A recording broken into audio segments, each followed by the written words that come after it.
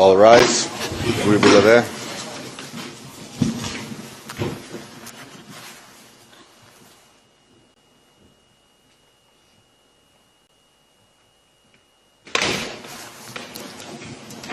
Please be seated. We will swap. Thank you very much. We are in open session. Quickly, announcements, scheduling matter. Today we have to rise at 4 o'clock, not a minute later than that, because this courtroom is being used by the appeals chamber to deliver a judgment in the Lubanga case, I understand. And tomorrow we will be starting at 10 instead of 9:30, because Judge Frema is also sitting in another case that's taking place at that time. We may make up for the 30 minutes later on in the day. Mr. Garcia, please proceed.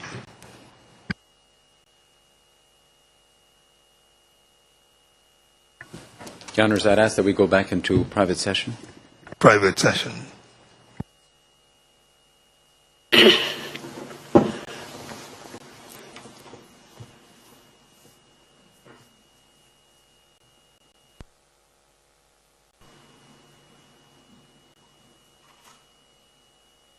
We're in open session, Mr. President. Please proceed, Mr. Garcia. Now, Mr. Witness, what was Mr. Sang saying in regards to this Harambee or fundraising? It was just announcement. Maybe it was paid at us for that to announce, or just he was just releasing the message. I cannot remember. And did Mr. Sang say what this Harambee or fundraising was for on the radio? I can't remember the real what he said about functions, but my thinking about this Harambee was why is it happening, and the Kenya was happening at that particular time. So, how did you view this announcement of a Harambee on the 31st of December? I view it as part of this funds to help you for transportation or buy the weapons.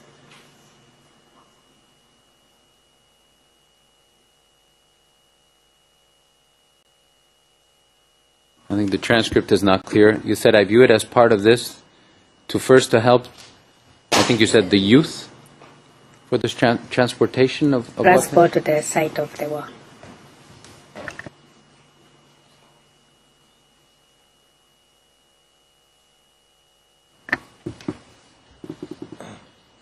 Okay, to transport the youth to the site of the war. Is that your testimony? Yes. Was it normal to have a Harambee on this date, on the 31st of December, 2007? Yes, it was normal like any other Harambee, but that particular day, I think any person would think that could not either do Harambee because Kenya was not in a good state that particular day.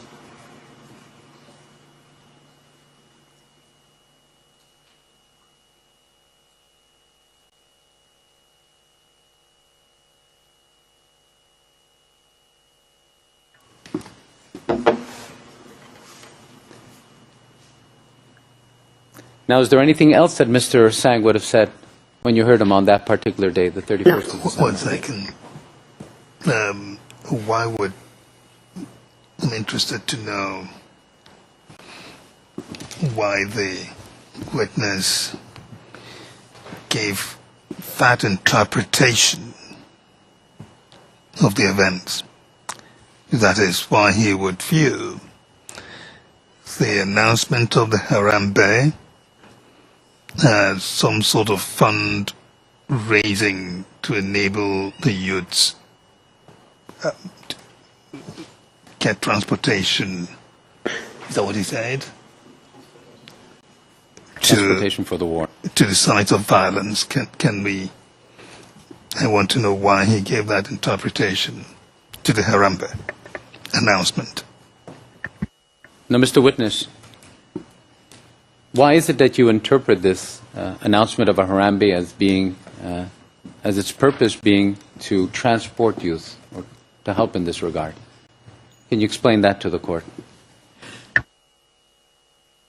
By then, they were saying that there was a clear picture that people who are not supporting the, especially from PNU, to pay some money to help the youths, like they call it vegetables by then, to keep money, but it was put in hidden word that you have to give some vegetables, that is to say money, like 500. And then they were saying that youths need to be, there was wider speculation that the youth have to be helped to be transported to the especially elderate by then. Because, yes. And that specific Harambee was not having a specific agenda of it. What was it for?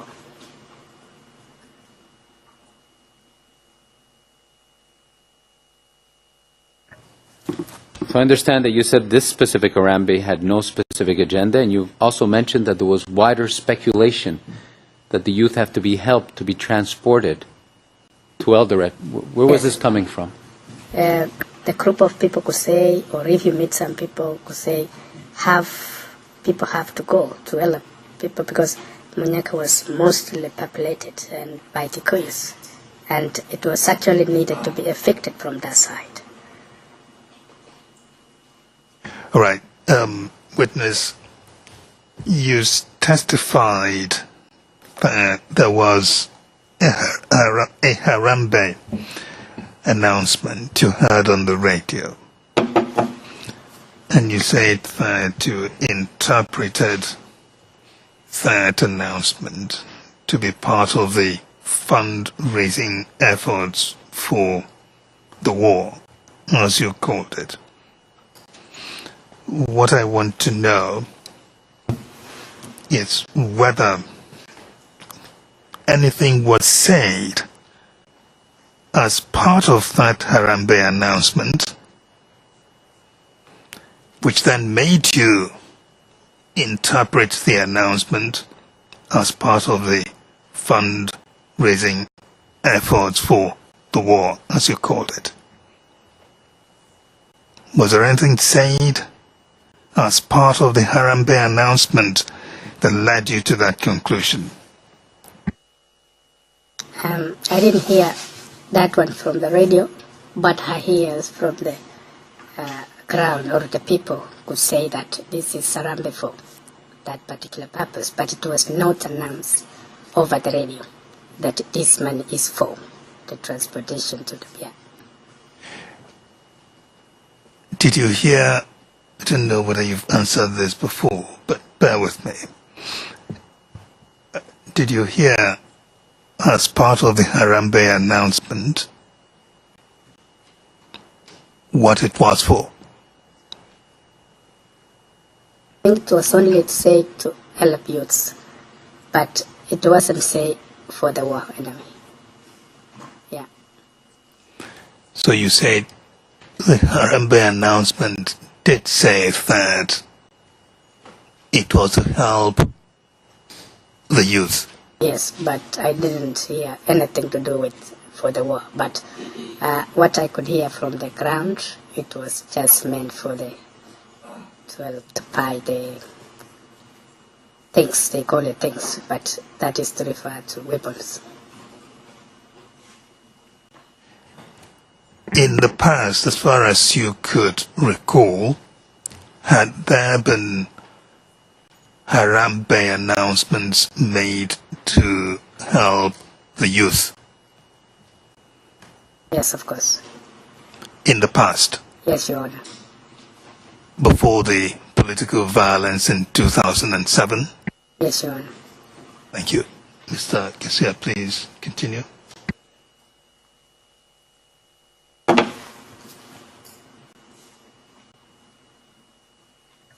Now, Mr. Witness, apart from these subjects, you mentioned the letting the woman go by, the roadblocks, and the fundraising at Ziwa. Did Mr. Sang speak about anything else when you heard him that morning? Sorry, can I just make one observation? For the public record to be clear, since now we're going into another area, I think it would be fair if there was some sort of summary of what he said in closed session about peace messages and open the roads. Your Honors, the defense counsel wants to cross-examine on that point. They can do it when their time comes. Indeed, we have to move on. Yes, and there was some testimony to that effect, but we stayed in private session longer than we should have. And that kind of testimony was given. What can happen is during your cross-examination to signal it so we will know parts of that testimonies that you can discuss in public.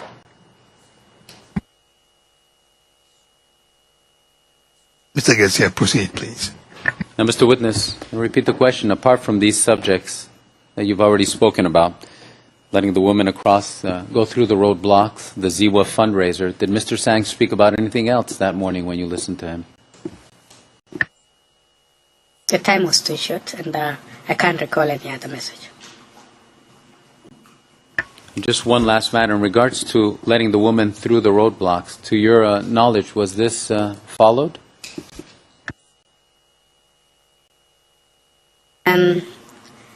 It was, I could know specific area. I could not know specific area because I was not referring maybe this place, but I could still see that the road was still blocked.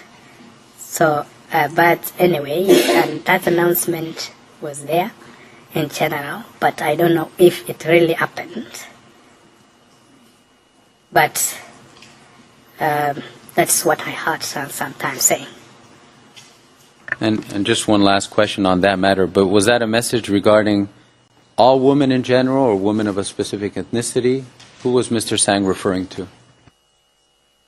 I think all women or any women who could have any problem need medical services. And just to be clear for the record, what was the message regarding these women who had any kind of issues? What was Mr. Sang saying to the listeners?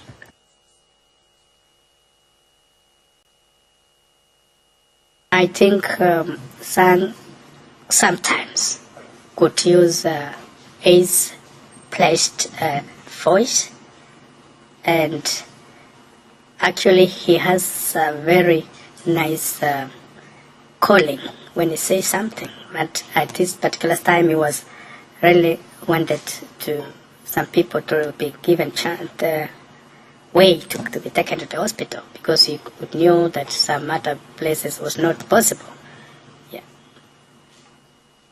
You said he could use his voice. What voice? What was the word you used?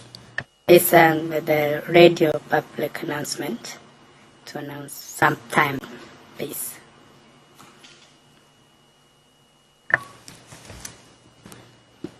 Now, Mr. Witness, did you in fact attend or not this fundraising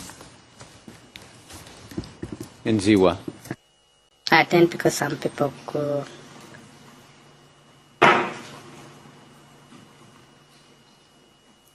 Some of the friends inform me too that I go.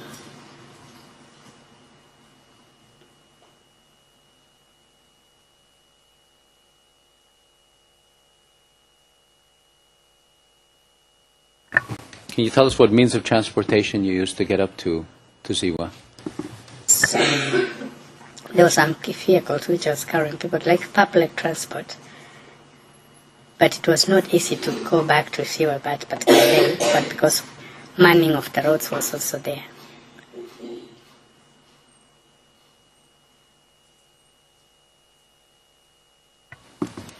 So when you say the manning of the roads was also there, what happened on your way back? We were stopped about 3 times to Siwa. Were you stopped by? Youths. Do you remember at what places you were stopped? The same I know that you're eager to answer, but just take the 5 seconds. And then you can tell us which places you were stopped at.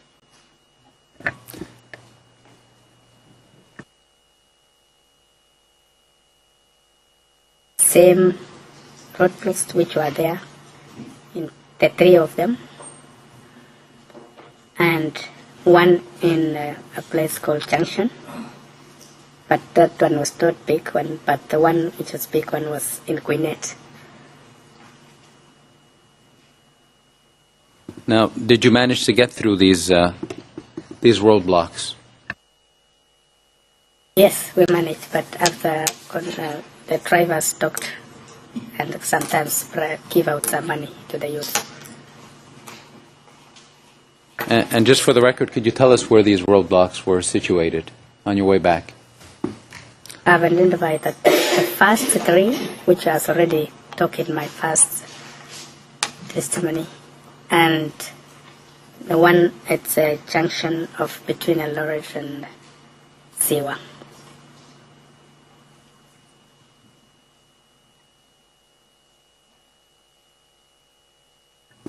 Okay, so just for the record, you mentioned to us a roadblock at Eldoret in the airstrip? Is that Yes, airstrip. Which one of the roadblocks would have been the first one that you crossed that day going to Ziwa? The first one was that at the airstrip. Did you manage to get through that one? Yes. What happened at that roadblock? Mr. Garcia, we're in the red zone. Should we remain here to receive its testimony? We can go into private, Your Honor. I don't believe it is. I think we can go through it in public. All right. I don't believe that we need to go in private. Maybe if the witness thinks otherwise, we can go in private if he's more comfortable. All right. Witness, we're in public session, so you can testify you can answer that question, but take care not to identify yourself with your... Now, were you able, Mr. Witness, to get through that roadblock? I was not alone in the car. The car was allowed to pass through after some negotiation by the trio. And can you tell us what the negotiation was about, briefly? To allow them to go back and bring some youth back to the town later on. You explained that to us. Who was going to bring back youth to the town? Using their vehicles to carry the youths to come back to town. So, just if you can explain that to us, just clear it up. On what condition were you allowed to go through that roadblock? And wait a couple of seconds before you respond. After the driver explained to them, to the youths, and then we're just allowed to pass through that first roadblock without less than 5 minutes. What did the driver agree to do to pass through?